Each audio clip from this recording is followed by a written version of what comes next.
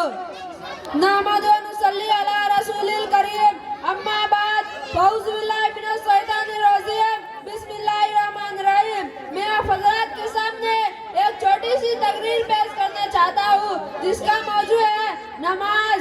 नमाज दीन का सुतून है। जिसने नमाज को कायम रखा उसने पूरे दीन को कायम रखा। जिसने नमाज छोड़ दी उसने पूरे दीन को डाल दिया। नमाज हमें अल्लाह का फरमाबरदार बनाती है।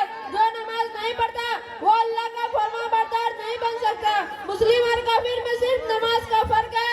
क़यामत में सबसे पहले नमाज के बारे में पूछा जाएगा। अगर नमाज कबूल हो गई तो तमाम नेकियों का बदला मिलेगा, वरना सारे भले काम रद्द कर दिए जाएंगे। नमाज जन्नत की कुंजी है। नमाज प्यारे नबी सल्लल्लाहु अलैहि वसल्लम की आंखों में ठंडक है। नमाज ही हम लोगों की मेराज है। मेराज ने प्यारे नबी सल्लल्लाहु अलैहि वसल्लम को अल्लाह ताला ने अपने पास बुलाया था। नमाज में हम भी अल्लाह के सामने खड़े होते हैं और अपने रब से बातें करते हैं। नमाज हमें बुराइयों और बेहयाई से बचाती है। यही हमें नेक बनाती है और हमारी भूल चूक माफ कराती है।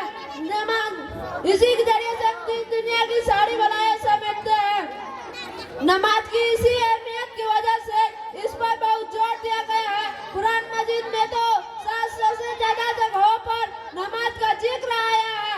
इसी से पता चलता है कि अल्लाह ताला को नमाज किस कदर पसंद है। प्यारे नबी सल्लल्लाहु अलैहि वसल्लम ने भी नमाज की बड़ी ताकीद की है। आप सल्लल्लाहु ने नमाज को दीन का सुतून, अपनी आंखों में ठंडा कर मोमिन की नूर बताया है।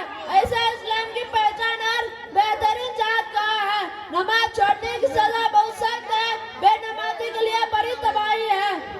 प्यारे नबी सल्लल्लाहु अलैहि वसल्लम का कहना है कि बच्चे 7 साल के हो जाए तो उन्हें नमाज की ताकीद करो और 10 साल के हो जाए थे नमाज के जरूरत में उसे मारो। प्यारे नबी सल्लल्लाहु अलैहि वसल्लम ने जो सबके लिए रहमत बनकर आए थे, जिन्होंने बच्चों को कभी नहीं मारा, जो बच्चों से बेहद प्यार करते थे, उसके बगैर सल्लम ही ने नमाज के मामले में बच्चों को सजा तक देने का हुक्म दिया। इससे अंदाजा लगा सकता है कि नमाज कितनी जरूरी है। मैं अपनी तकरीर